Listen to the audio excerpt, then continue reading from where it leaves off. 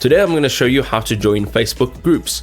So you're going to come over here to this icon in the top. It looks like a little profile picture thing. And here you'll find groups. Okay, so it says your groups, and then you can say see all, or you can just go ahead and you can look through for you. You can jump back into other groups. You can discover new groups.